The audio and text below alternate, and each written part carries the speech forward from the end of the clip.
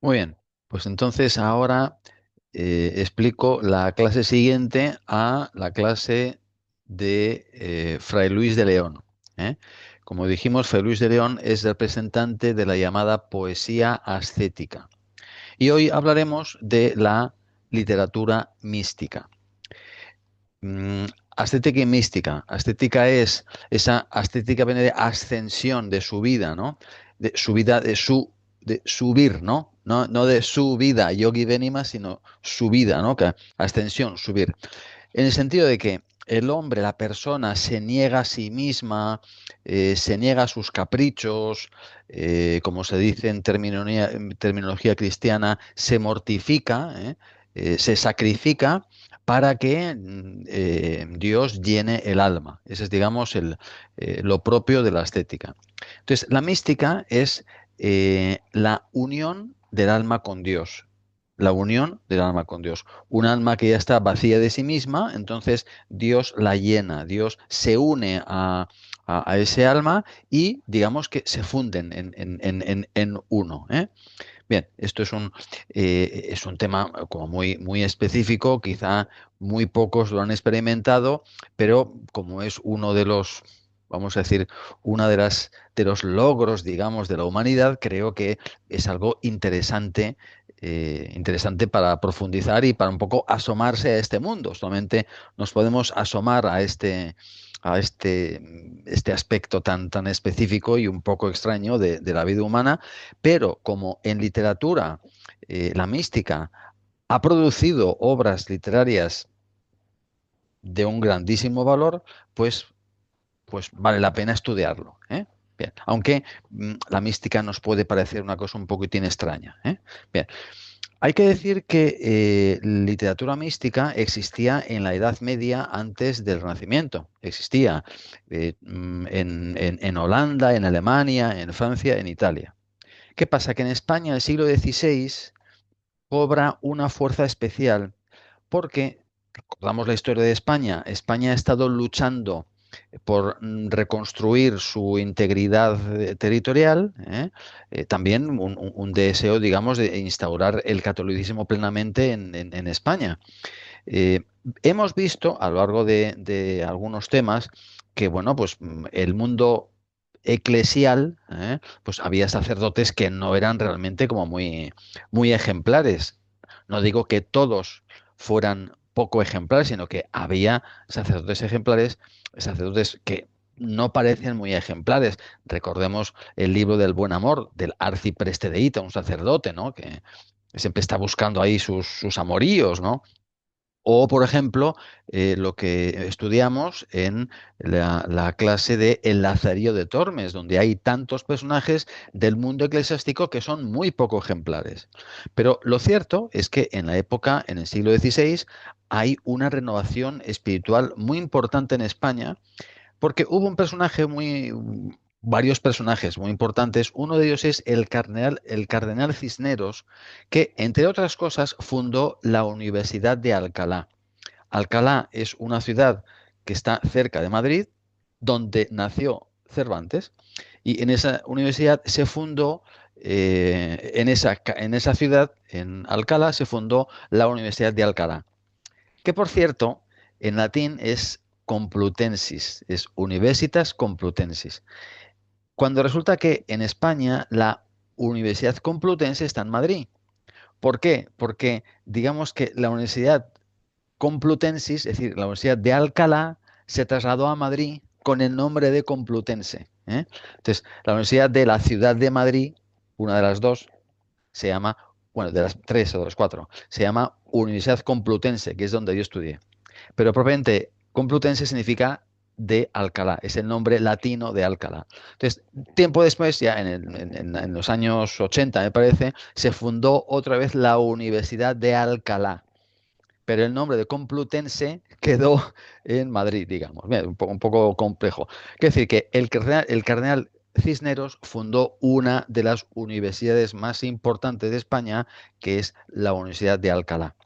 Y este cardenal, además, impuso unas reformas disciplinarias y impuso que los sacerdotes estudiaran teología, de un modo profundo. Y eso generó una renovación espiritual importante en España. Y en ese ambiente de renovación espiritual surgen, por ejemplo, figuras como San Ignacio de Loyola, el fundador de los jesuitas. Fijaos que nuestra universidad, la Universidad de Vilnius, es una universidad de fundación jesuítica. Es decir, algo que viene, vamos a decir, de España. ¿Os acordáis de Garcilaso de la Vega? El poeta, ¿no? Este poeta del Renacimiento, que es como el padre de la poesía moderna, murió y le asistió el futuro San Francisco Javier, que es como un ayudante de San Ignacio de Loyola. San Francisco Javier fue también un jesuita que fue a las Indias a evangelizar las Indias. Es decir, que hay personajes de mucha importancia en el mundo de la Iglesia Católica en esta época. Recuerdo también que esta es la época en la que se celebra el Concilio de Trento, eh, después de la revolución, digamos, de la contrarreforma, de la reforma, la llamada reforma. La contrarreforma es, digamos, la reacción de la Iglesia Católica a la reforma protestante. Y como dije en la última clase, en ese concilio participan muchos teólogos españoles. Es decir, que hay un background, digamos, hay como un fondo de religiosidad, más de religiosidad de alto nivel, es decir, que muchos teólogos, mucha gente que utiliza la ciencia para profundizar en los datos de la fe, profundizar en los contenidos de la fe católica y bueno, pues hay, como digo, un ambiente, digamos, de florecimiento espiritual. Y ahí surgen autores muy conocidos en la época, como San Pedro de Alcántara, Francisco de Osuna. Estos nombres no hace falta recordar, Fray Luis de Granada. Son autores de tipo religioso muy leídos en la época, que no se consideran, por supuesto, no se consideran autores literarios. Pero estos autores fueron como la base de San Juan de la Cruz y Santa Teresa.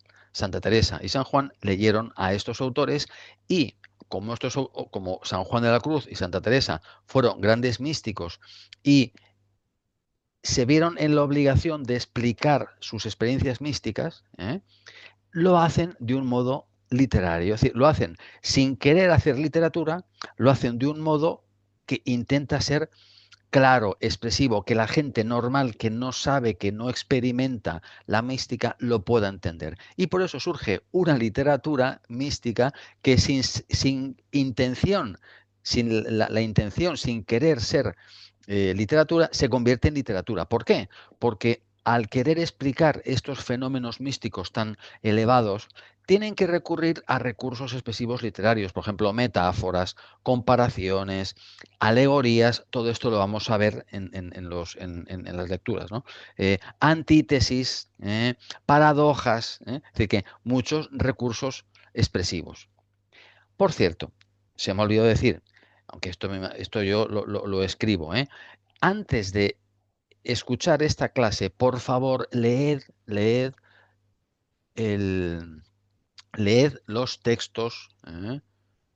Antes de escucharme, por favor, leed los fragmentos de esta. Estoy hablando, bueno, no sé si lo va a ver, pero este es el tema 11, el tema 11, ¿lo buscáis? Entonces, por favor, antes de escuchar esta clase, leed este fragmento. Es una explicación es una experiencia mística de Santa Teresa. Luego lo leeremos juntos, y podéis leer también esta poesía muy cortita de Santa Teresa de Jesús. Y por favor, leeros, no es mucho, estas poesías de San Juan de la Cruz antes de la clase, porque entenderéis mucho más. Estas de aquí son muy poquitas, y luego esto, que es una selección, no son tantas, son, ¿no?, 2 páginas. ¿Ves? Unas poquitas, ¿va? Leedlo, por favor, antes de escuchar esta clase. Leedlo, intentad entender. Luego lo leemos juntos. Porque de verdad vais a entender mucho más. Bien,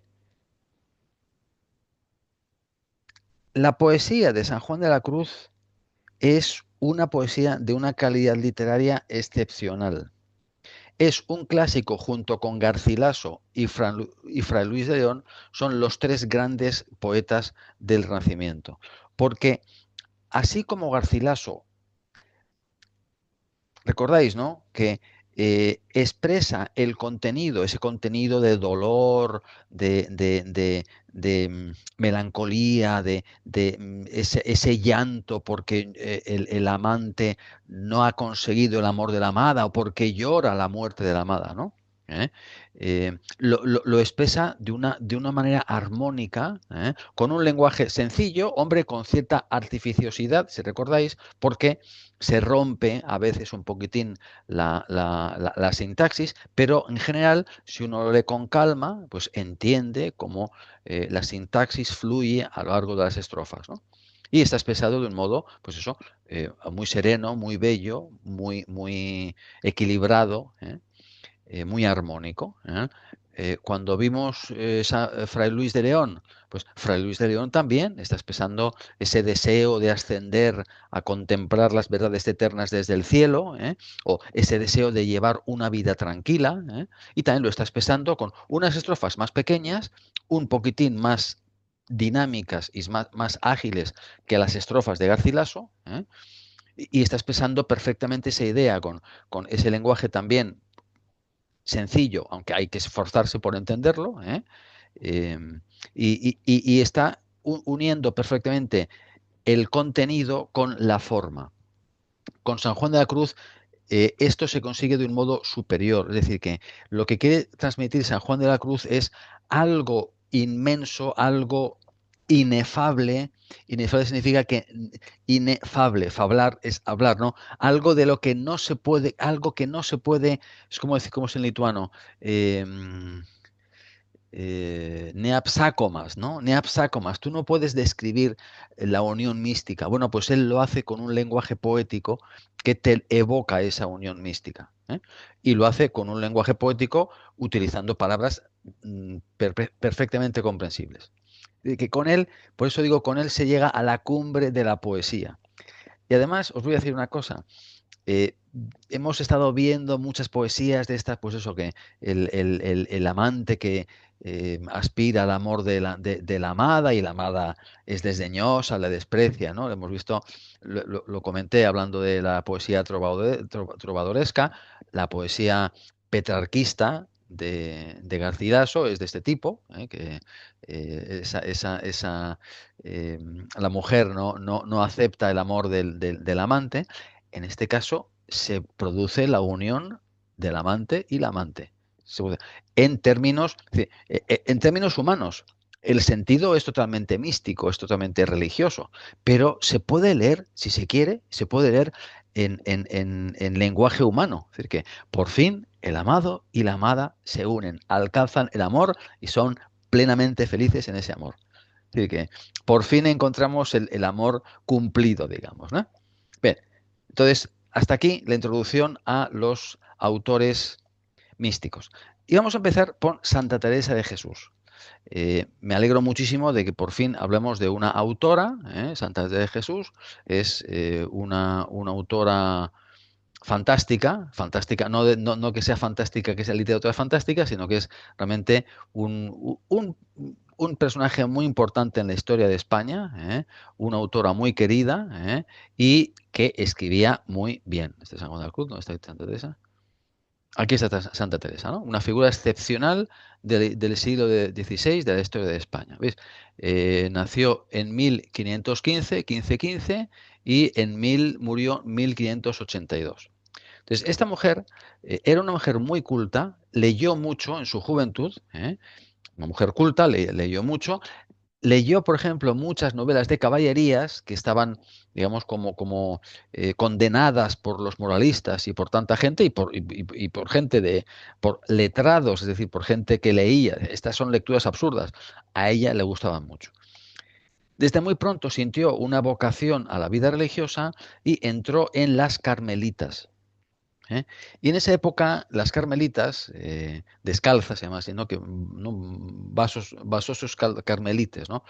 Estaban muy relajadas, es decir, que pues sí, vivían en un convento, pero realmente vivían en un convento como podía ser una residencia de estudiantes, que en español se dice así, se dice residencia de estudiantes, ¿no? Así que una vida como más o menos religiosa, pero bastante cómoda. Entonces ella se dio cuenta de que ese no era el espíritu que ella esperaba de un convento, de un monasterio. Y si tú te entregas a Dios, pues te entregas para, hombre, para negarte a ti misma, ¿no? Al mismo tiempo ella, como era una mujer muy simpática, le gustaba mucho hablar y era una mujer sabia, tenía como mucha conversación, había mucha gente que venía a hablar con ella.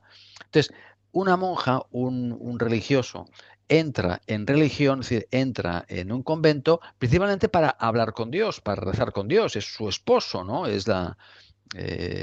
Los religiosos, digamos, se entregan a Dios de un modo pleno y por eso no se casan, por eso son célibes, ¿no?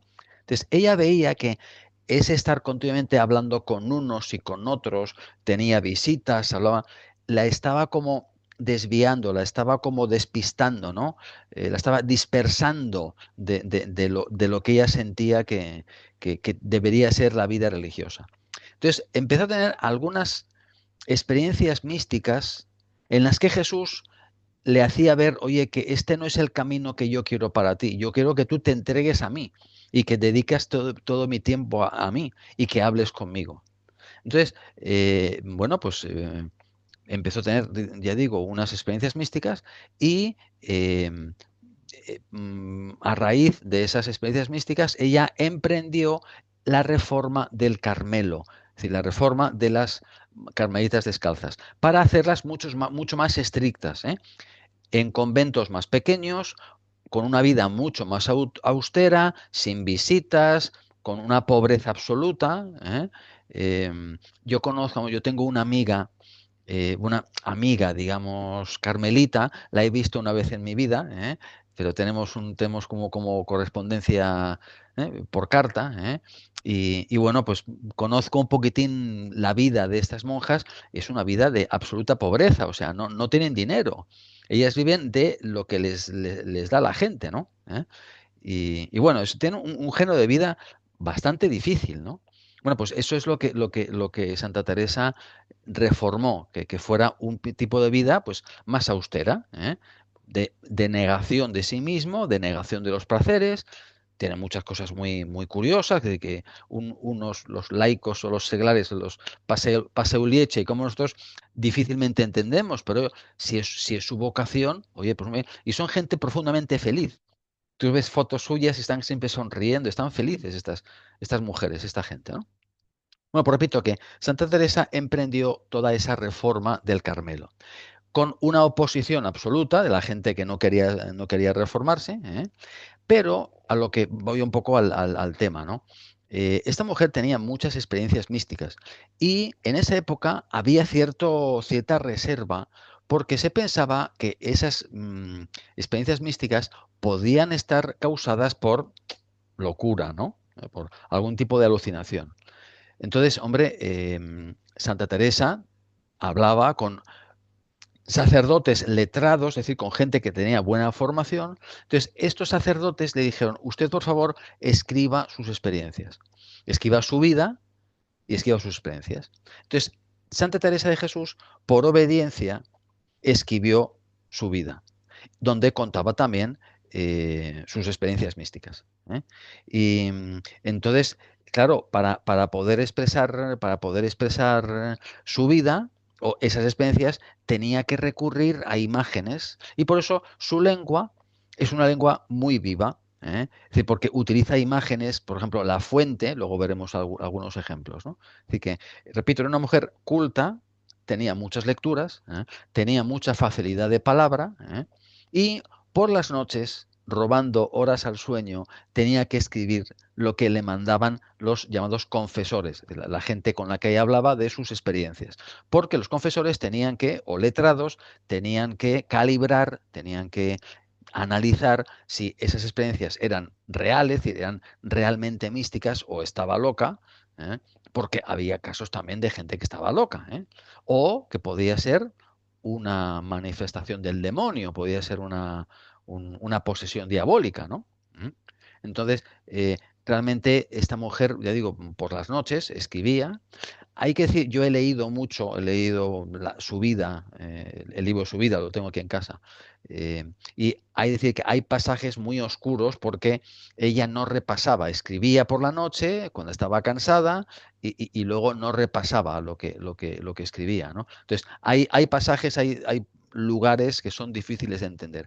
Pero en general, lo que se entiende muy bien, porque lo dice de un modo muy sencillo. En un estilo casi muy coloquial, pero cuando describe sus experiencias místicas tiene que recurrir a imágenes, a metáforas, y por eso su lengua es tan atractiva y por eso se la estudia como autora de literatura española. Hay que decir también que como maestra que era, ya digo que la mística tiene una parte muy importante de oración, así que tú concentrarse, digamos, de meditación también, ¿no? Que se meten en sí mismos, se recogen, se aíslan del ruido exterior, y entran, digamos, en diálogo con Dios, un diálogo interno. Y en esto, Santa Teresa era una gran maestra. Tenía una gran experiencia como persona que tenía una relación muy directa con Dios, en definitiva, ¿no? Entonces, hay partes importantes de su vida y otros libros que bueno, pues que son exposición de cómo tener una vida de oración, y cuáles son como las fases de la vida de oración. O sea, son tratados de ascética que se llama. Por este motivo, Santa Teresa de Jesús es una de las doctoras de la Iglesia. La Iglesia tiene como varios títulos. Hay santos, hay mártires, hay vírgenes, hay confesores, ¿no? Y hay un título que es doctor, doctora. Entonces, es tal la obra que escribió Santa Teresa, obra escrita, de temas así, de contenido religioso, espiritual, que yo no sé qué papa la declaró doctora de la Iglesia. Es decir, que es una persona que... Eh, os voy a enseñar ahora los títulos, las obras que escribió, son básicamente tres, en prosa, que son estas, que son el libro de su vida, la vida, ¿eh? Y luego escribió el libro de las fundaciones, que es una historia de cómo va fundando conventos, según la regla reformada, según la regla, se llama regla estricta, regla que Griesta regula, ¿no? Y el libro de las moradas o castillo interior, que es un tratado de ascética y de mística, un tratado de eso, de cómo el alma va poco a poco pasando, habla de eso, las moradas, es como decir, las habitaciones o castillo interior, compara el alma con un castillo que tiene varias habitaciones, ¿no? Tiene varias estancias, varios lugares, y cómo el alma va pasando de una habitación a otra hasta llegar al centro, que es donde está la unión con Dios. ¿Entendéis, no? Esas son las obras de esta autora. Entonces, solamente me queda decir como algunos aspectos expresivos, de estilo de Santa Teresa, veis aquí, que utiliza muchas comparaciones. Muchas comparaciones, por ejemplo, cuando habla de la oración, dice que rezar es como rezar, no melstis, ¿no? Es como sacar agua de una noria, ¿no? Esta especie de malunas, ¿no? Este molino de agua, ¿no? Que saca agua del río, ¿no?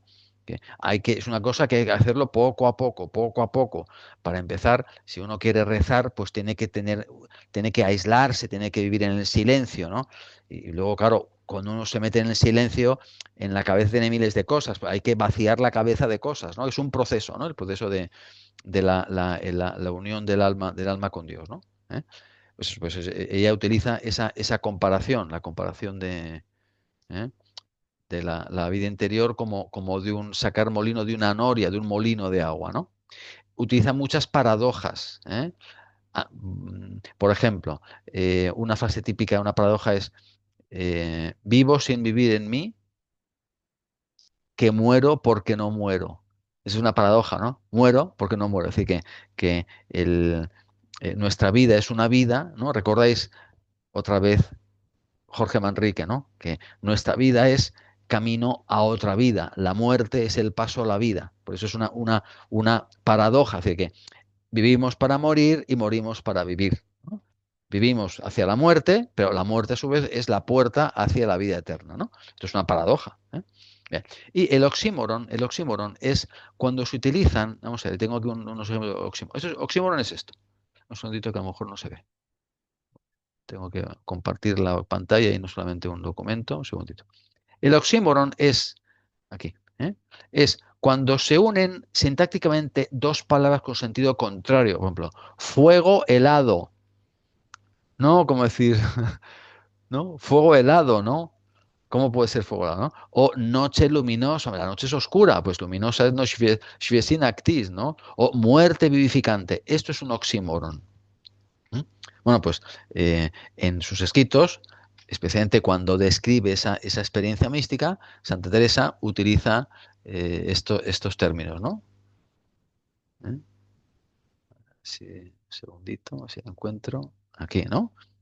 Por ejemplo, después dice desasosiego, es como nerviosismo, martirio sabroso, ¿no? Que saldí cancha, digamos, ¿no? Gozosa pena, ¿eh? Que yugus iudecis, ¿no? O rayo de tiniebla, ¿no? Rayo es esto, ¿no? Greustinis o raivas, ¿no? Que hace tamsibes raivas, ¿no? Es decir, que utiliza términos totalmente contrarios, ¿no? ¿Por qué? Porque está describiendo una cosa, repito, inefable, neapsacoma, que no puedo describir, ¿eh? O más cosas, por ejemplo, dice. Asociaciones léxicas inesperadas, desatino santo, es como desatino es como decir locura, ¿no? Como protista, ¿no? Que sventa beprotiste, digamos, beprotive, ¿no? Glorioso desatino, ¿no? ¿No? Y también glorioso, gloria, ¿no? Slovinga beprotive, ¿no? Borrachera divina, ¿no? Borracho, ¿no? Girtas, ¿no? ¿No? Que dievisca girtocliste, ¿no? O algo así, ¿no? Bien, y por supuesto muchas exclamaciones, interrogaciones, ¿eh? Porque es no es el alma está muy tranquila, pero también se exalta, ¿no? O muy típico en Santa Teresa el uso de diminutivos y aumentativos, ¿no? Florecillas es esta oración una centellica, ¿eh? Veis aquí, por ejemplo, como a veces también rompe expresivamente la sintaxis, ¿no? Es decir, esta oración es una centellica. Centella es kibirixtis. Centella es kibirixtis, ¿no? Pues esta oración es una centellica. Pero dice, es esta oración una centellica. Cambia de un modo muy expresivo el orden de las palabras. O es cosa importantísima, grandísimo consuelo. ¿Veis? Que, ya digo, repito, Santa Teresa sin querer ser literata, le sale una lengua muy expresiva y muy rica, y por eso es bueno estudiarla. Entonces, ahora vamos a leer la descripción de una de sus experiencias místicas que ha sido retratada, digamos, en un famoso grupo escultórico de Bernini que está en Roma. Yo estuve en Roma una vez, pasé muy cerca del sitio que estaba cerrado. Es una iglesia, no muy grande, donde está la escultura de lo que se llama la transverberación de Santa Teresa, que es cuando un ángel le clavó místicamente una especie de flecha en el corazón. Vamos a leer cómo describe ella esta experiencia. Aquí. Repito que leerlo antes. De que quiso el Señor que viese aquí algunas veces esta visión, de que esta visión la tuvo varias veces. Veía un ángel cabe mí, es decir, cabe mí, esto no se dice ahora, es decir, a mi lado, hacia el lado izquierdo, en forma corporal, lo que no suelo ver sino por maravilla, es decir, que realmente lo veía en cuerpo, un ángel lo veía en cuerpo. Aunque muchas veces se me representan ángeles, es sin verlos. Ella no los ve con los ojos con los ojos, sino los ve interiormente. Pero dice, en esta visión quiso el Señor le viese así. Dios quiso que le viese corporalmente. Dice, no era grande, le describe, sino pequeño. Hermoso mucho, es decir, muy hermoso. ¿Veis, no? Cómo cambia las palabras. Hermoso mucho. Se dice muy hermoso, hermoso, mucho. Muy, muy, muy coloquial. El rostro tan encendido que parecía de los ángeles muy subidos, que parecen todos se abrasan, ¿no? De que tenía el rostro, la cara del ángel era como muy encendida, como llena de fuego, ¿no? Que parece que queman, que están quemándose. Deben ser los que llaman querubines. Hay una jerarquía, como una terminología de los ángeles, están los querubines, los arcángeles y más. Ahora mismo no me acuerdo qué tipo, ¿no? Los serafines, hay un grupo, como una jerarquía de ángeles. Bueno, pues ella dice que piensa que son los querubines, aunque realmente ella no lo sabe bien, ¿eh? Dice que los nombres no me los dicen, que a ella nunca le han explicado los nombres de los ángeles. Dice, veíale en las manos, le veía en las manos un dardo, le veía un dardo estrele en las manos, ¿no? ¿Se veis aquí? Este ángel tiene aquí, no se ve bien, un dardo, ¿no? Una especie de estrella, una especie de flecha, ¿no? Estrele. ¿Mm? Y al fin del hierro, al final del Gelesies, ¿no? Me parecía tener un poco de fuego, es decir, que el extremo de la flecha, del dardo, era fuego. Este me parecía meter por el corazón algunas veces que me llegaba a las entrañas. Ella sentía como el ángel le introducía la espada, la flecha en el corazón, ¿eh? Y me llegaba al interior, ¿no? Entrañas y vida, ¿no? Al sacarle, me parecía, las llevaba consigo, las entrañas, ¿no? Que al sacar la estrella, al sacar la estrella, ¿no? La flecha, parecía que con él, con la flecha, iban las entrañas, ¿no? El interior. Y me dejaba toda abrasada, toda quemada, ¿no? Deganti, ¿no? En amor grande de Dios, ¿eh? Así que esta es una experiencia, siente una experiencia mística, medio corporal, pero la llena de Dios. No es una experiencia puramente una cosa así corporal, sino que es ahí ella siente la presencia de Dios, ¿no? Era tan grande el dolor, claro, es un dolor porque está clavando una cosa, que me hacía dar aquellos quejidos, ay, ay, ¿no? Ay, manos, ¿no? ¿Eh? Y tan excesiva la suavidad, ¿veis, no? La antítesis, dolor, dolor y al mismo tiempo suavidad, que me pone este grandísimo dolor, ¿no? Está diciendo una contradicción, es un dolor que al mismo tiempo me produce suavidad, ¿eh? Que no hay desear que se quite. Fijaos, una cosa de muy castellana. En español, muchas veces se utiliza el infinitivo como sustantivo. ¿Eh? Por ejemplo, por ejemplo, no es bueno el faltar a clase, el faltar, ¿no? Dice, no es bueno faltar a clase. Y a veces se utiliza como sustantivo, ¿eh?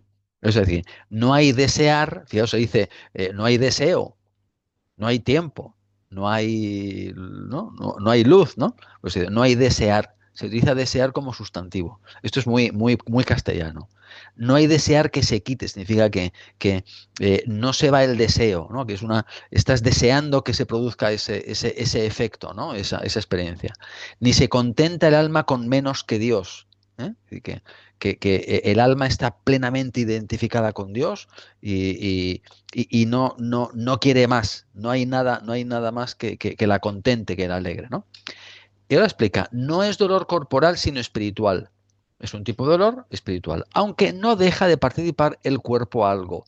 ¿Eh? O sea que algo participa el cuerpo, o sea, el cuerpo experimenta también un cierto dolor corporal.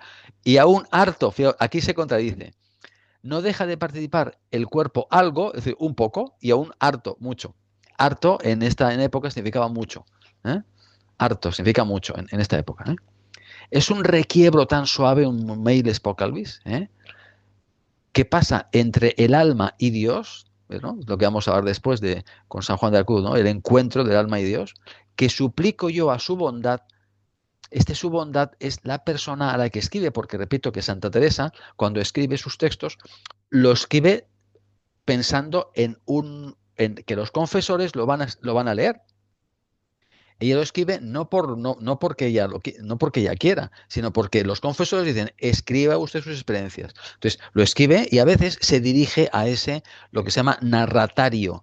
Narratario es la persona a la que va destinada el escrito, ¿no? Entonces, a su bondad, es decir, a usted, al que me lee, de a gustar a quien pensare que miento, ¿eh?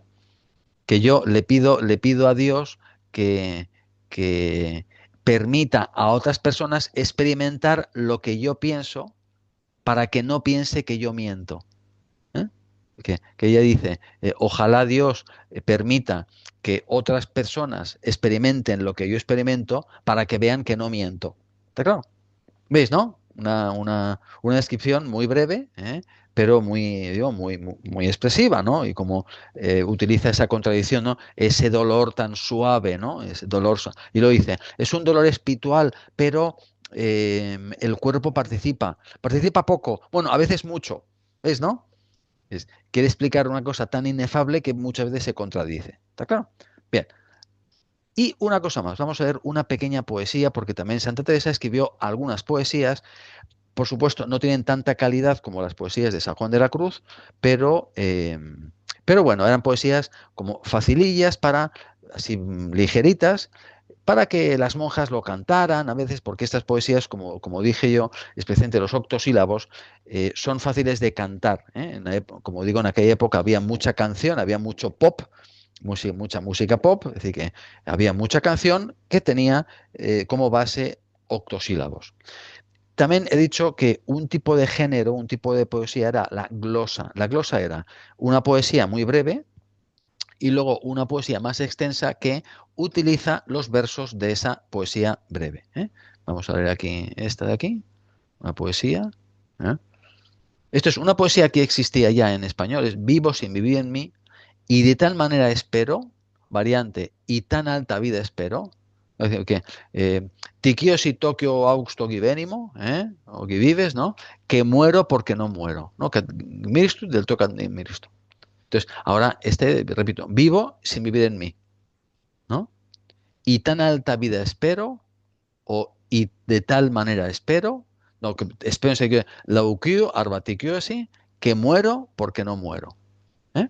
Entonces, ahora, esta es una poesía que termina con el último verso. Esto es lo que se llama una glosa, dice. Y repite, vivo ya fuera de mí. Vivo no para mí, sino que vivo para Dios. Después que muero de amor. ¿eh?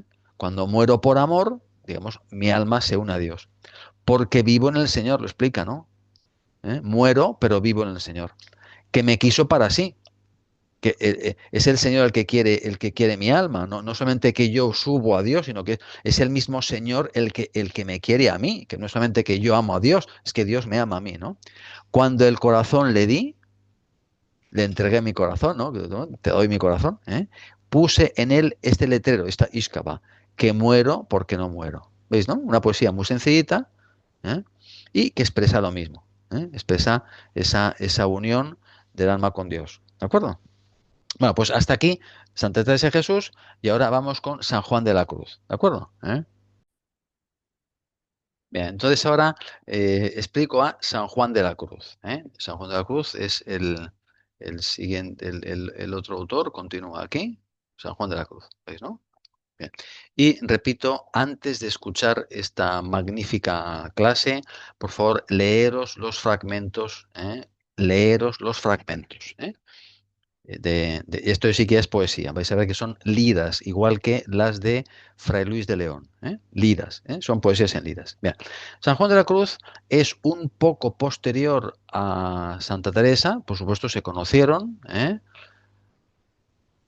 Si veis aquí, por ejemplo, San Juan de la Cruz, ¿no? Nació 1542. Santa Teresa nació en 1515, 1515. ¿eh? San Juan de la Cruz nació en 1542, más tarde, y murió en 1591. Bueno, este de joven era enfermero, era, ¿no? Que slauguitoyas, y es decir, que trató mucho con gente enferma. Estudió en Salamanca y uno de sus profesores fue nada menos que Fray Luis de León. No puedo decir si San Juan leyó las poesías de Fray Luis. A lo mejor sí, porque en aquella época ya dije que las novelas de Fray Luis de León se publicaron muchísimos años después, se publicaron, pero es que en esa época era muy normal que las poesías circulaban en copias manuscritas. Así que es posible que, no tengo el dato, no lo he buscado, pero es muy posible que San Juan de la Cruz conociera las poesías, algunas poesías de Fray Luis de León, porque de hecho escribe en la misma forma, en liras. Bien, se encontró con Santa Teresa de Jesús el año 1567 en la ciudad de Medina del Campo. ¿eh? De donde es una tía mía, que nació ahí. Medina del Campo es una ciudad no muy grande, de la provincia de Valladolid, donde hay un castillo, el Castillo de la Mota, donde murió Isabel la Católica. Es una ciudad que fue un gran centro comercial, un gran centro de ferias, digamos, ¿no? De ganado, ¿eh? Una ciudad importante en la historia de Castilla, digamos, ¿no? Entonces, ahí se encontraron Santa Teresa y San Juan, y ahí San Juan ya era carmelita descalzo, ¿eh? Como digo, en esa época estaban las órdenes religiosas estaban un poco relajadas, pero como repito, en esa época, una época de renovación, como he hablado antes del cardenal Cisneros, ¿no? Entonces, en ese ambiente de renovación, Santa Teresa animó a San Juan a reformar también la sección, vamos a decir, masculina de los carmelitas descalzos. Y él, aunque era una persona con así muy tranquila, muy sosegada, así como pequeñito, bueno, pues realmente emprendió también la reforma del Carmelo, por supuesto con la oposición de muchísima gente, estuvo en la cárcel incluso, se tuvo que escapar de la cárcel, de una vida muy, muy, muy interesante, ¿eh? Y bueno, a pesar de las persecuciones, pues realmente llevó a cabo la reforma del Carmelo para hacer, por lo menos, es decir, cuando hay reforma, suele haber que suele quedarse una parte tal como era y una parte, digamos, una sección, digamos, más estricta, ¿no? Bueno, pues, eh, bueno, pues él, digamos, que hizo la reforma como Santa Teresa, pero en la sección de hombres, es decir, haciendo una orden más estricta, es decir, con menos comodidades, como había antes, ¿eh? Bueno, así como Santa Teresa es la representante de la literatura mística en prosa, un poquitín de poesía, pero sobre todo en prosa, San Juan de la Cruz es la culminación de la poesía mística, que, como digo, incluso leída en clave humana, porque lo describe la unión mística en términos humanos de amado y amada, hombre y mujer, es una poesía sublime, sublime, una poesía de una enorme calidad literaria utilizando términos en general bastante sencillos de la época. No es como es un tema tan elevado, tan así, tan abstracto, es incomprensible, no, es comprensible. ¿Eh? Bien, él escribió sus poesías, digamos, sin tener intención de ser poeta, pero ocurre como Fray Luis de León, que decía, no, a mí estas poesías se me cayeron de las manos, pero son unas poesías de una belleza formal, de una perfección formal considerable. Igual pasa con San Juan de la Cruz, son unas poesías que se puede ver, incluso podéis analizar el ritmo acentual, tienen una cadencia, además que el contenido de cada uno de ellos es, cada estrofita, cada estrofa es como una maravilla, es una obra de arte cada una de las estrofas, ¿no? Escribió en poesía tres grandes poemas, que son estos, son de La noche oscura del alma, que son 8 liras, un poema muy corto, 8 liras, 8 liras. Él llama a estas obras canciones del alma que se goza de haber llegado al alto estado de perfección, que es la unión con Dios por el camino de la negación espiritual, ¿no? Negarse a sí mismo, la ascética. La obra principal es esta, Cántico espiritual, canciones entre el alma y el esposo. El alma es la esposa, la amada, y el esposo es el amado, Jesús, Jesucristo, Dios. Esto sí que es una obra más larga, son 40 liras, es la poesía más extensa de San Juan de la Cruz. Y la tercera, fijaos, Llama de amor vida, son solamente 4 liras, pero de 6 versos. Es Canciones del alma en la íntima comunicación de unión de amor de Dios. ¿Pero? O sea que como, como Garcilaso escribió poco, Fray Luis de León escribió poco, San Juan escribió menos. Y los tres son clásicos. Son los clásicos de la literatura, de la poesía del Renacimiento. con tan poca poesía. Hay que decir, esto es muy interesante, que San Juan de la Cruz, junto con esas poesías, escribió sus glosas, glosas en el sentido que son explicaciones en prosa. ¿Eh? ¿Por qué? Porque a él le interesaba que la gente entendiera que, hombre, que lo que está contando no es el encuentro de un hombre y una mujer, aunque se puede entender así, ¿eh? Se puede entender así, pero él lo hace todo en un lenguaje metafórico. ¿Eh? Cuando habla, por ejemplo, eh, habla dice, como, si, como ciervo herido, ciervo es Elnias, ¿no? Pues está hablando de, o cuando habla, por ejemplo, de los montes, de los animales, está hablando de como de la creación entera, como de las criaturas de Dios. Es decir, que todo tiene un significado alegórico, un significado metafórico. Y por eso San Juan hace unas explicaciones un poquitín largas, hay que decir que son un poquitín largas, y que digamos que estropean la poesía, es decir, que te explican la poesía cuando lo bonito es que tú lo lees y la poesía es muy sugerente.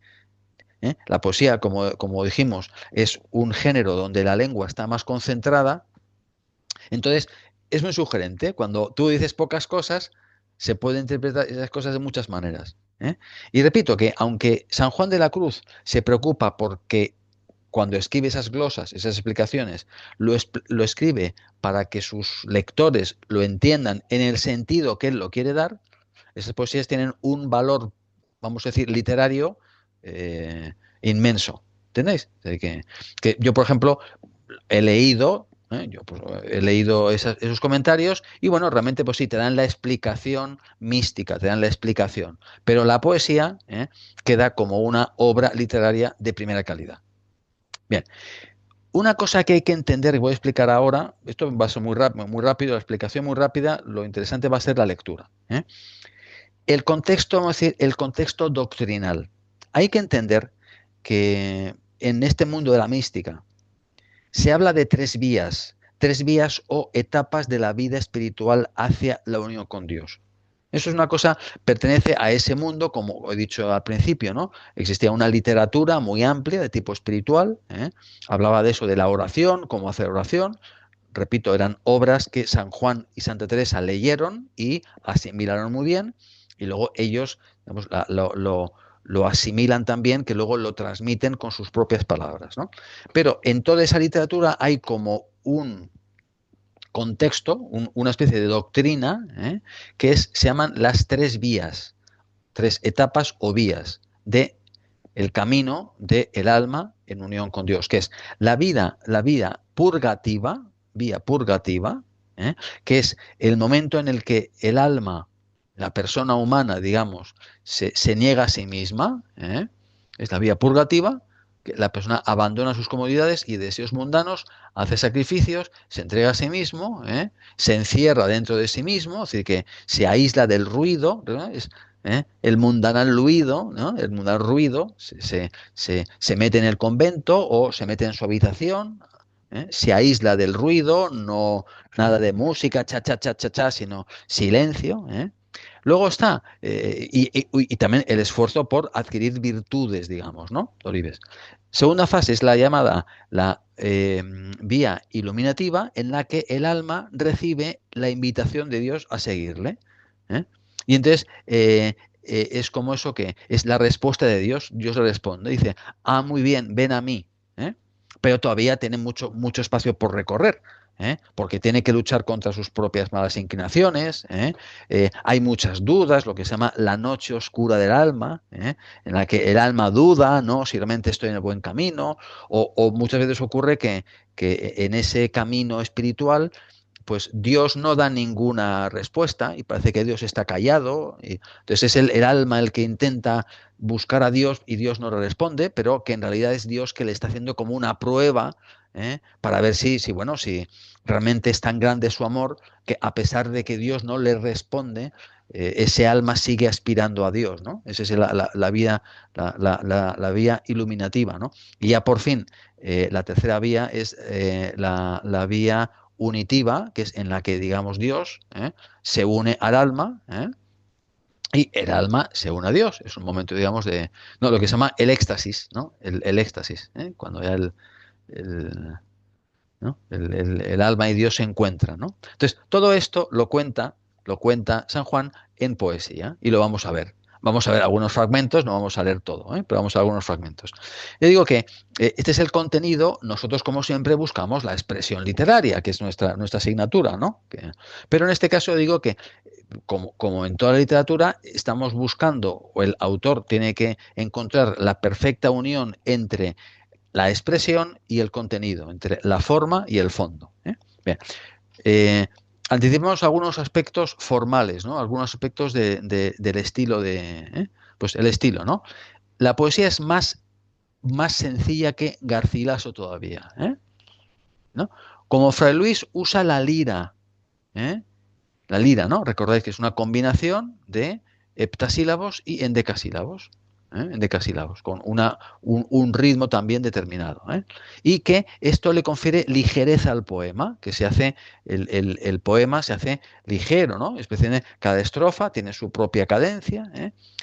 Si recordáis, en Fray Luis de León muchas veces el periodo sintáctico cubría por lo menos eh, muchas veces dos liras. En este caso suele ser una lira. A veces dos, pero básicamente una. Es decir, que cada lira tiene su unidad de contenido, ¿eh? Eso es la lira, ¿no? Bien, otro aspecto es que el léxico es popular, ¿eh? Es popular, básicamente popular, pero a veces utiliza términos cultos, por ejemplo, vulnerar, ¿no? Vulnerar significa herir, vulnerar, es un término latino, ¿no? Bueno, el español es latín, por supuesto, es un latín transformado, pero los cultismos, recuerdo, son palabras latinas tomadas directamente del latín, sin evolución fonética, ¿eh? Como digo, la palabra pueblo viene de populum, ¿eh? Ha evolucionado a lo largo de los siglos y la palabra populum da como resultado pueblo, ¿eh? Bueno, pues en este caso los cultismos son palabras directamente latinas traídas al español. Bueno, pues hay algún cultismo y también hay algunas palabras propias de la literatura provenzal, la literatura cortesana, ¿no? Pero el cancionero, ¿no? Esquiva. Esquiva significa no que me evitas, ¿no? Que vengia, tu puta, ¿no? Y si quien ella, ¿no? ¿Eh? Él dice, ¿por qué eres esquiva, ¿no? ¿Por qué me evitas? ¿Eh? Es el alma que dice, le dice al alma, ¿y tú por qué me evitas? ¿Por qué te escapas de mí? ¿No? Como parece que te ocultas de mí. ¿Eh? Bien, eso son terminología de... Luego, eh, vais a ver que en algunas estrofas predomina el sustantivo, que hay como más sustantivos. En general, hay que decir que estos textos son más bien narrativos, ¿eh? Muchas veces son narrativos, sobre todo el segundo, el del cántico espiritual, que es el que vamos a leer, lo que más vamos a leer es el cántico espiritual, es una narración con diálogo. Eso que cuenta que el alma está buscando al amado, ¿eh? Entonces, hay cosas que dice el alma, hay cosas, es decir, la amada, el alma es la amada, hay cosas que dice el amado, hay cosas que dicen las criaturas, las cosas, ¿no? Es decir, que es como un cierto diálogo, ¿no? También, ¿eh? Pero todo eso tiene un sentido alegórico, ¿eh? Entonces, yo digo que algunas veces hay prioridad de los sustantivos, ¿no? Que predominan los sustantivos. En otras tiene más valor expresivo el participio, lo vamos a ver ahora, ¿eh? En otras es sencillamente pues, un poemas es decir, con bastante proporción, digamos, de sustantivos adjetivos, ¿no? Que tampoco hay que fijarse en la categoría verbal, ¿no? Bien, y como vimos en Fray Luis de León, la sintaxis es muy fluida, ¿eh? Que se desarrolla a lo largo de la lira, ¿eh? Y como digo, la lira, con esa conjunción de versos largos en decasílabos y heptasílabos, pues le da una cadencia y un ritmo realmente muy atractivo, ¿eh? Bien, y por supuesto, en el texto hay muchas exclamaciones y muchas interrogaciones, porque eso es un diálogo con Dios y como es algo emocionante, pues cuando hay emocionante, cuando hay emociones, hay eh, exclamaciones, ¿no? Bien, entonces vamos a leer, y repito, si no habéis leído, leed antes y luego escuchad. Vamos a ver. Vamos a leer de dos obras. 4 versos de La noche oscura del alma. Repito, La noche oscura del alma es un poema de 8 estrofas. 1, 2, 3, 4, 5, 6, 7, 8. ¿Eh? 8. ¿Eh? Muy pocas, muy pocas. ¿Eh? Vamos a leer 4. Las demás están resumidas. Entonces, aquí en este fijo se llama Noche oscura del alma. ¿Eh? Eh, es noche oscura, ¿eh? Porque se considera que eso, que el alma está buscando a Dios en la oscuridad, ¿no? De la fe. La fe es creer lo que no vemos, ¿no? Es la oscuridad de la fe, ¿eh? Pero a pesar de eso, el amor le llena tanto que está buscando, el alma está buscando a Dios, ¿eh? Bien. Entonces, en esta poesía se utilizan mucho las imágenes de la noche, en el sentido soledad del alma, ¿eh? La escalera, que es la oración, ¿eh? La escalera es, pues, el medio de subir a Dios, que es la oración. La luz, que es el impulso que recibe Dios, y por supuesto el amado, que es Cristo o Dios, y la amada, que es el alma. Entonces, veos aquí, dice, vais a ver que es como una narración en poesía. En una noche oscura, con ansias en amores inflamada, oh dichosa aventura, salir sin ser notada, estando ya mi casa sosegada. ¿Eh? Esto, leo primero el poema para que un poco apreciéis el ritmo, ¿no? En una noche oscura, con ansias en amores inflamada, oh dichosa aventura, salí sin ser notada, estando ya mi casa sosegada, ¿no? ¿Veis aquí el ritmo y la rima? Entonces, pues, con ansias, ¿no? En deseo de amor, ¿eh? O dichosa aventura, aventura significa suerte, que gran suerte, no aventura en el nuotiquis, sino que suerte, no que fortuna, que mampasisique. Salí sin ser notada, salí en silencio, estando ya en mi casa sosegada. Significa que cuando ya los sentimientos estaban tranquilos. ¿Ves? Aquí utiliza la casa en sentido de, digamos, mi interior, estaba tranquilo. Bien, en la segunda estrofa dice que sube por una escalera oscura, es decir, reza, ora, oración, no tenía más luz que la que ardía en su corazón, así que está iluminado por la fe no tiquei más. Entonces ahora dice, aquesta luz, la luz de la fe, me guiaba más cierto que la luz de mediodía, a donde me esperaba quien bien yo me sabía, en parte donde nadie parecía. Dice que él, esa luz le guía, ¿eh? Esa luz que es más clara que la luz del mediodía, ¿no? Vidul de Ñosviesa, donde me esperaba quien yo bien me sabía, ¿ves? Jesús, me esperaba Jesús, es a quien yo bien conocía. Esto es lo que es más una paráfrasis. En lugar de decir me esperaba Jesús, dice una frase. Me esperaba quien yo bien me sabía, ¿no? A quien yo conocía bien, porque yo, digamos, es como la persona a la que aspiro por amor, ¿no? En parte, en lugar donde nadie aprecia, en donde no había nadie, en la soledad de la oración. ¿Bien? Y luego sigue. Entonces, esta es como la estrofa principal, vamos a leerla así tranquilamente, que es una enumeración de exclamaciones. Oh noche que guiaste, oh noche más amable que la alborada, oh noche que juntaste amado con amada transformada. ¿Veis como aquí hay participio, ¿no? Transformada. Una cosa, o noche que tú me condujiste, ¿no? Que me llevaste, ¿eh? O noche más amable que la alborada, es decir, o noche mejor que la mañana. Alborada es Barritas, ¿no? No, pues la noche es oscura, dice, ¿no? Es una noche mejor todavía que la mañana todavía, ¿no? O noche que juntaste amado con amada. En esa noche de la oración se unió el amor, el amado y la amada. La amada en el amado transformada. Muy importante, que la amada, el alma, se transforma en el amor. Se transforma en el amado por el amor. ¿Entendéis? O sea, eso es la unión mística, ¿no? Que la unión. ¿eh? Esto, fijaos, pues si hablamos del amor humano, pues joder, pues el hombre y la mujer que se aman, ¿no? Pues es exactamente eso, ¿no? Que se funden en uno, ¿no? Uno se transforma en el otro, digamos, ¿no? Metafóricamente, ¿ves? O sea que repito que esta poesía se puede leer en clave humana y está muy bien dicho, muy bonito, ¿no? Entonces, fijaos en una cosa, bueno, en muchas cosas. Son exclamaciones, pero que esto es lo que se llama una gradación, es decir, que clímax, que cada vez más una exclamación de un verso, una exclamación más larga y la tercera la más larga. ¿Veis, no? Y aquí en esta exclamación, la tercera es donde expresa esa unión del alma con Dios. Y además lo dice de dos maneras. Amado con amada, amada con amado transformada. Y veis como la misma palabra amado con amada, amada con amado transformada. ¿Veis, no? Donde aquí son participios, ¿no? El amado, la amada transformada. ¿Eh? Aquí, digamos, tiene más fuerza el participio. ¿Está claro?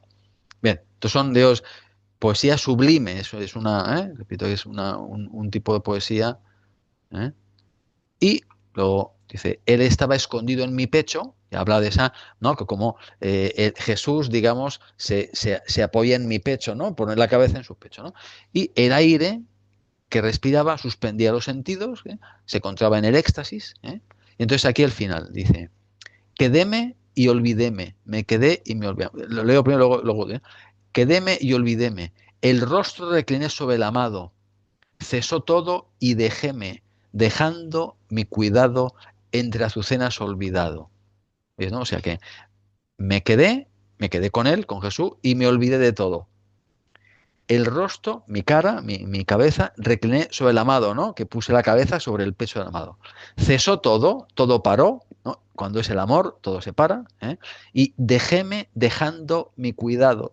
O sea, me abandoné, o sea que, pasidavia o visisque, ¿no?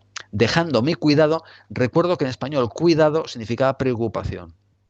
¿Eh? O sea, dejo mis preocupaciones entre azucenas olvidado. ¿Eh? O sea, dejo mis preocupaciones olvidadas entre las flores blancas. Aquí la azucena es el lirio, es la flor blanca que simboliza la pureza, ¿no? Que tirumas, ¿no? Grinumas, ¿no? Es que estive, ¿no? ¿Entendéis? ¿Veis, no? O sea, que es muy bonito, ¿no? ¿Eh? Es una que dice, ha alcanzado, digamos, eso, la unión perfecta con el amado. ¿Eh? Bien, esto es una poesía muy breve. Entonces, ahora vamos a ver algunos fragmentos del Cántico Espiritual, que ya es una poesía más larga, son 40 versos, vamos a leer solamente algunos, unas cuantas estrofas, que ya sí que es una descripción, por supuesto, alegórica, metafórica, de las vías, que he dicho, ¿no? La vía purgativa, la vía iluminativa y la vía unitiva. Pero todo en clave amorosa, en clave de búsqueda del alma, de la amada como busca al amado. Entonces, es importante decir que el contexto, es decir, el entorno, el ambiente en que se cuentan estos amores, que repito, es un diálogo, una narración dialogada, su- tiene lugar en un locus amenus. Si recordáis, lo vimos en Garcilaso, lo vimos también en Fray Luis de León, pero este locus amenus está sobre todo basado, lo dije en la clase de Fray Luis de León, en el Cantar de los Cantares. Repito, el Cantar de los Cantares es un libro del Antiguo Testamento. ¿Sabéis, no? Biblia, ¿no? Biblia tiene Antiguo Testamento antes de Jesucristo, Antiguo Testamento, y Nuevo Testamento después de Jesucristo. ¿Eh? Bueno, pues el Cantar de los Cantares es un libro del Antiguo Testamento que en clave poética y erótica, en el sentido en un lenguaje amoroso de amado, amada, en un jardín, también en un locus amenus, es decir, que el locus amenus ya viene de la Biblia, o sea que ya venía de mucho atrás. ¿Eh? No es algo solamente de los romanos, sino que ya en la Biblia aparece el locus amenus, en un jardín donde la amada busca al amado. En el Antiguo Testamento, lo dije en la clase anterior, eso significa el pueblo de Israel, que es la amada, está buscando a Dios. Ese libro habla de eso, de cómo el pueblo de Israel, el pueblo prometido, se une a Dios, ¿no? Que es su elector, es el Dios que ha elegido su pueblo, ¿no? Este libro ya después, cuando, con el cristianismo, se interpretó en clave cristiana, es decir, se interpreta que la mujer es la iglesia cristiana, es la iglesia, mientras que, pues eso, el amado es Cristo, ¿entendéis? Es Jesucristo. Así que ese libro se reinterpreta, ¿eh? Y también, con el tiempo, se reinterpreta en clave mística, es en clave de el alma, la mujer es el alma, y el amado es Dios, es Jesucristo. ¿Entonces? O sea que ese libro, el Cantar de los Cantares, es como el fondo, como el escenario de este tipo de poema, ¿eh? Pero que al mismo tiempo enlaza muy bien con el tópico del locus o menos que hemos visto en Garcilaso y también en Fray Luis de León. Hay que decir que este poema es largo en el sentido de que también San Juan de la Cruz lo escribió durante varios años. ¿Mm? Lo escribió durante varios años. Por eso tuvo mucho tiempo de madurarlo bien y es formalmente perfecto. Formalmente perfecto. Si analizamos los acentos, las rimas, es perfecto. Es un poema muy bien escrito, ¿eh? Bien, entonces vamos a leer algunos fragmentos, ¿eh? Y con esto ya terminamos, ¿eh? Está aquí, ¿no? El Cantar de los Cantares. Bien. Repito, son 40 liras. Escrito, fijaos, del 77 al 82, ¿no? Durante bastantes años. Entonces, empieza así, ¿veis, no? Esposa, luego hablan las criaturas, ¿no? Las cosas del mundo, habla luego el esposo, ¿eh? Esto, repito, es un resumen, ¿eh? Esto es un resumen. Y la esposa otra vez, ¿eh? O sea, leemos aquí unas poquitas estrofas, ¿eh? Entonces, aquí. Esto es el comienzo, dice, ¿a dónde te escondiste, amado, y me dejaste con gemido? Como el ciervo huiste habiéndome herido, salí tras ti clamando y era sido. ¿Eh? Es decir, aquí la esposa, el alma, está buscando a Dios. Dice, ¿a dónde te escondiste? Que no te veo. Esconderse, ¿no? Curpa síslepe. Amado, y me dejaste con gemido, llorando. ¿Eh? Como el ciervo herido, ¿eh? Ahí dice, tú eres un ciervo, ¿eh? Huiste, es un ciervo, como un Elnias, ¿no? Yo a veces veo ciervos aquí en Verkiu Parques, ¿no? Es decir, no ciervos, deben ser corzos, que Danielus deben ser, ¿no? Y los ves y se escapan enseguida, ¿no? Bueno, pues huiste habiéndome herido, ¿eh? De que herir, ¿no? Que suje de mané, ¿eh? Suje de mané. No, paje de mané, herir, ¿no? Que tú me has hecho una herida, raizdas, ¿no? Entonces, salí tras ti clamando, ¿eh? Gritando, y eras ido, y te habías marchado. ¿Entonces? O sea que empieza que tú me has herido, me has provocado en el amor, ¿eh? Y yo voy en tu búsqueda, pero no te encuentro. ¿Está claro? Bien, yo digo, intentad de recitar, ¿a dónde te escondiste, amado, y me dejaste con gemido? Como el ciervo huiste habiéndome herido, salí tras ti clamando y eras ido. ¿Ves? Ahora, segundo. Pastores, los que fuerdes allá por las majadas al otero, si por ventura vierdes aquel que yo más quiero, decidle que adolezco, peno y muero. Bonito. ¿Eh? Dice, ahora el alma, la esposa se dirige a los pastores, ¿no? Dice, se dirige como a la creación, se dirige a las cosas, ¿no? Dice, pastores, los que fuerdes allá por las majadas al otero, dice, los pastores que vais con las ovejas, ¿no? Con las ovejitas, ¿no? Ve, ¿no? Al otero, a las majadas que son ganiclas, a un lugar alto, a las montañas. Si por casualidad ves al que yo más quiero, si ves a mi amado, decirle, transmitirle que adolezco, es decir, que me duele, peno, tengo tristeza y muero. Esto es una gradación también. Adolezco, peno y muero, ¿no? Cita tres verbos, ¿no? Adolezco, peno y muero. Es decir, aquí está diciendo que el alma, a través de las cosas creadas, a través del mundo, está buscando a Dios, ¿eh? Entonces, todavía no ve a Dios, ¿eh? Lo intuye con la fe, ¿eh? Todavía no ve a Dios, ¿eh? Pero lo está buscando a través de las cosas creadas. Esto es lo típico, ¿no? Que muchas veces no vemos a Dios, pero vemos el mundo y el mundo nos dice, pues es que el mundo es tan bonito, el mundo es tan bello, la naturaleza, que lógicamente alguien tiene que haberlo creado, ¿eh? Bueno, pues aquí está con ese sentido, ¿no? Que todavía no quiere encontrar a Dios y lo busca a través de las cosas creadas. ¿De acuerdo? Y continúa, ¿no? Luego dice, esto es un resumen, buscaré por el monte, bosques, habéis visto a mi amado, también sigue pidiendo ayuda. Esto repito, todo esto lo explica San Juan en sus explicaciones. Esto es un resumen de todo, ¿no? Entonces, ahora las criaturas le contestan, muy interesante, dice, mil gracias derramando pasó por estos sotos con presura y yéndonos mirando, con su sola figura, dejó vestidos los dejó de hermosura. Es decir, que dice, Jesús pasó por estos lugares, por estos sotos. Sotos es un lugar natural, con prisa, con prisa, ¿eh? Derramando mil gracias, ¿no? Esparciendo sus gracias, ¿no? Sus dones, sus regalos, ¿no? Y yéndonos mirando, así que él iba mirándonos. Jesús, cuando pasaba, miraba las cosas, la creación, con su sola figura, con su sola presencia.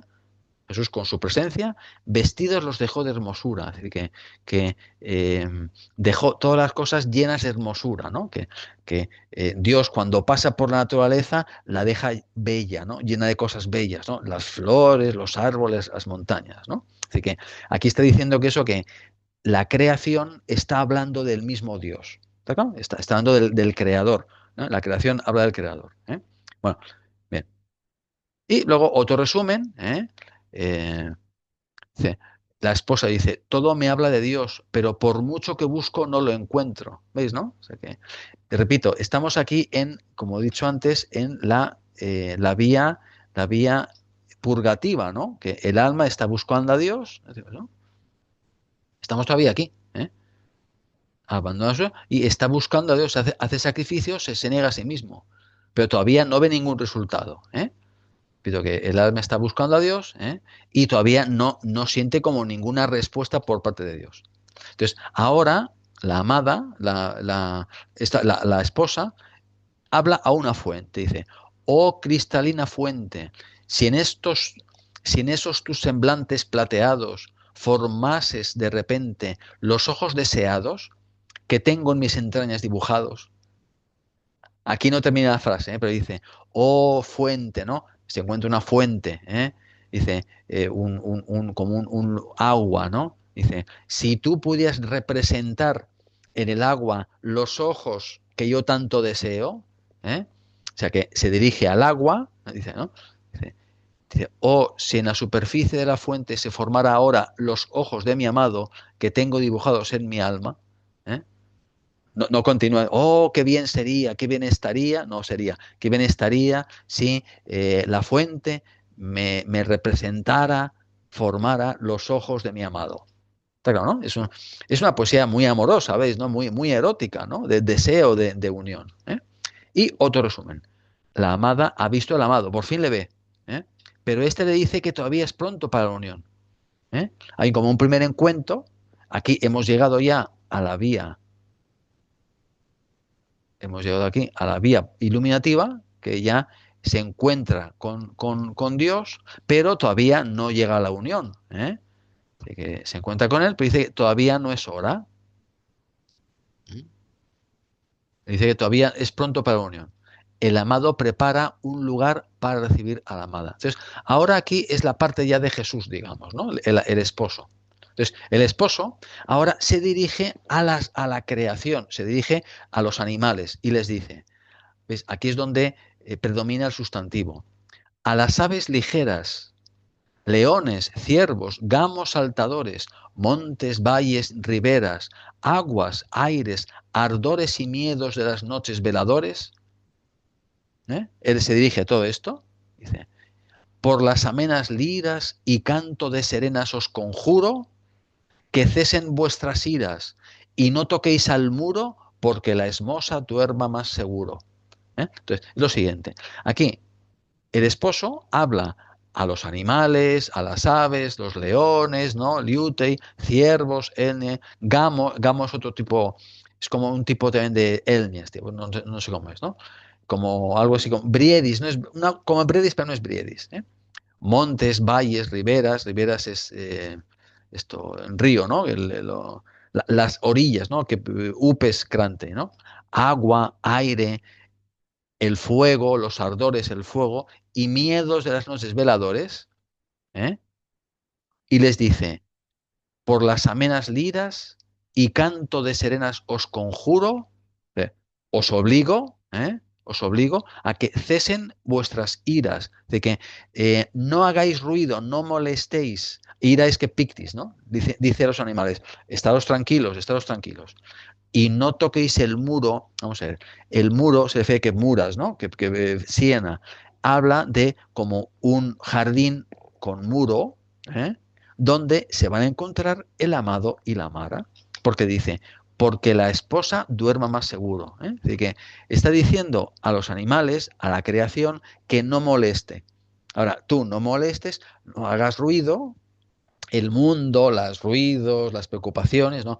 El, Jesús dice, quiero reservar un lugar para estar a solas con mi amada. ¿Ves? Es muy erótico y muy interesante, ¿no? ¿Eh? ¿Mm? Bien, entonces se dice, entrado sea la esposa, ha entrado, ¿no? Entrado sea la esposa ha entrado en el ameno huerto deseado, y a su sabor reposa el cuello reclinado sobre los dulces brazos del amado. Aquí ya, digamos, se encuentran. Aquí ya se encuentran. ¿Eh? Dice aquí, en el ameno huerto, otra vez la imagen clásica del locus amenus, ¿ves? Es plenamente renacentista. ¿Eh? Y a su sabor, ¿no? Con placer, descansa. Aquí otra vez habla de que la cabeza, de que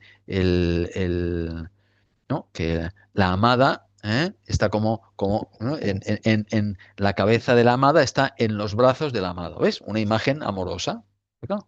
Ya después de tanta muerte, ¿no? Pues aquí hablamos ya de la unión amorosa, ¿no? ¿Verdad? Aquí fijaos una referencia a la historia sagrada. Dice, debajo del manzano, manzano es, ¿no? Obelis, ¿no? ¿Eh? Allí conmigo fuiste desposada, allí te di la mano y fuiste reparada donde tu madre fuera violada. ¿Eh? Es decir, que hablan ahora de un manzano, un árbol, ¿eh? Dice, aquí conmigo fuiste desposada, aquí te desposo, aquí me uno en matrimonio contigo, ¿no? Es decir, Jesús se une Jesucristo se une en matrimonio con el alma. ¿Eh? Entonces, como están debajo del manzano, el árbol de la manzana, el obolis, ¿eh? Aquí recuerda que aquí fue donde tu madre, es decir, Eva, la primera mujer, fue violada, es decir, fue engañada por el demonio. Es decir, aquí, en ese sitio, en el mismo sitio donde se produjo el pecado original, aquí, en este lugar, es donde se produce, digamos, la reparación del pecado, cuando se produce ya la unión definitiva del alma con Dios. ¿Ves? Este es todo el sentido alegórico que tiene, no repito, ¿no? Aquí, ¿no? Debajo del manzano, allí conmigo fuiste desposada, y allí te di la mano. ¿Eh? Eh, un gesto, digamos, típico de las bodas es la mano. Y en este poco tenemos que los novios se dan la mano para simbolizar la unión corporal, que uno coge la mano del otro. Entonces, aquí lo dice, ¿no? Dice claramente que yo te di, ¿eh? Dice, allí te di la mano, di la mano. Y fuiste reparada, aquí, digamos, aquí la muerte de Jesús en la cruz y su unión con el alma ha reparado no, al digno, nodome. Quedan tres estrofas, dice. Entonces, ahora dice la esposa, ya la esposa está súper feliz y dice, allí me dio su pecho, Crutine, ¿no? Allí me enseñó ciencia muy sabrosa. Yo le di, de hecho, a mí sin dejar cosa. Allí le prometí ser su esposa. Es decir, que allí, digamos, pudo unirse al pecho de Jesús y ahí, en ese pecho, me enseñó ciencia muy sabrosa. Si recordáis, el árbol de Adán y Eva era el árbol de la ciencia del bien y del mal. Aquí aparece esa palabra, ciencia. ¿Eh? Pues eso que aquí en Jesús el alma encuentra la verdadera ciencia. ¿Eh? Y yo le di, de hecho, a mí. Yo me entregué sin dejar cosas, sin dejar nada. Me entregué totalmente al amado. ¿Eh? Mi alma se entrega totalmente a Jesús. Allí le prometí ser su esposa. ¿Eh? Entonces yo dije, yo soy esposa para ti para siempre. Bien. Bien. Y últimas, se entrega totalmente al esposo y deja las ocupaciones que tenía antes. Y al final, pues ya si en el ejido, en la canicla, ¿no? De hoy más no fuere vista ni hallada, diréis que me he perdido, que andando enamorada me hice perdediza y fui ganada. Este es un juego de palabras muy interesante. Pues dice, eh, si en el campo, si alguien no me ve, si alguien me busca y no me ve, esto lo dice la amada, dice, si alguien me busca y no me encuentra, ¿eh? Decirle que me he perdido, que pasí me echó, ¿eh? Que pasí me echó, ¿eh? Y que ando enamorada, que voy llena de amor, como una mujer loca, ¿no? De amor, ¿no? Me hice perdediza, me hice como que me he perdido, o sea, que me he perdido y fui ganada. Esto es lo que se llama una dilogía. Está jugando con la palabra perder, en el sentido de prarasti ir pralaimeti. Porque dice, fui perdida, este que pasí me echó, pero fui ganada. Ganar en el sentido de que la imeo, ¿entendéis? O sea, aquí está jugando con la palabra perder en el sentido de pasimesti, pasí me echó, ir a todo cat prarada o cat praloseo, pero no, ¿eh? Leimeo. ¿Eh? Yo fui ganada, ¿entendéis? Aquí está jugando con estas palabras, ¿no? De que si voy al campo, si en el campo donde antes estaba buscando al amado, ¿no? Si en el campo alguien me busca, decidle que me he perdido y que estoy enamorada. Estoy perdida por el monte enamorada, pero no estoy perdida, sino ganada. Es decir, que, ¿no? Que he ganado el amor, del amado, ¿no? ¿Está claro? Bien. Y ya uno más y termina diciendo, gocémonos, amado, uno a otro, y vámonos a ver en tu hermosura al monte y al collado. Vamos un collado, es un caldo perella. Domana el agua pura. Entremos más adentro en la espesura. Y sigue. De que esto ya, imaginaos una parejita de enamorados que van por el campo cogidos de la mano, vamos a subir a la montaña, vamos a beber de ese agua, esa fuente, ¿no? Así que, ¿veis? Es una poesía amorosa, muy bonita, muy rítmica, en donde, como digo, cada estrofa es una pequeña obra de arte. Y repito, esta poesía se puede interpretar en clave erótica, como queráis, pero está muy bien cantado. ¿Entendéis? O sea, que eso sí, San Juan de la Cruz se preocupó de que la gente lo entendiera en clave mística, en clave religiosa. Y como veis, es una expresión sublime. O sea, por eso digo yo que hasta aquí hemos llegado al cumbre de la poesía española. Ya después no hay nada mejor. Hay cosas muy bonitas, muy emocionantes, pero digamos que aquí hemos llegado al cumbre de la poesía española. Luego ya lo demás no puede mejorar. ¿Está claro? Bien, entonces, como siempre, buscad aquí estos elementos expresivos. Ya he dicho que en estos poemas, pues hay eso, hay, pues, por ejemplo, que he dicho antes, el, esto, ¿no? Por ejemplo, esto se llama dilogía, se llama. Lo escribo aquí un segundito para que veáis. Cuando se utiliza una palabra con dos sentidos, aquí habla de perderse, en el sentido de pasimesti, y de pradimeti. ¿eh? Bueno, pues esto se llama dilogía. Dilogía, se llama así. Una dilogía. Sí, dilogía, se llama así. Dilogía. Bien, que tenéis una dilogía. ¿Qué marcos tenemos aquí? Luego, como digo, toda poesía es una alegoría, una metáfora desarrollada de la amada, el alma, el amado, es Dios, Jesucristo, ¿eh? Y bueno, pues aquí no, pues esto es una enumeración de cosas de la creación, de las cosas, ¿no? Pues ciervos, leones, una enumeración, ¿eh? Eh, que como siempre la enumeración es como argumentos, ¿no? Pues en esta estrofa Jesús dice, todo el mundo, las preocupaciones, el dinero, la fama, el ruido, el trabajo, todo eso, no molestéis, quiero quedarme solo con la amada, ¿no? Donde también se ve que es la iniciativa no es solamente del alma que busca a Dios, sino que también Dios quiere al alma. Es, digamos, una cosa muy importante digamos, de la religión católica, que no es digamos, que los hombres suben a Dios, sino que es Dios el que baja a los hombres, ¿no? A la humanidad, ¿no?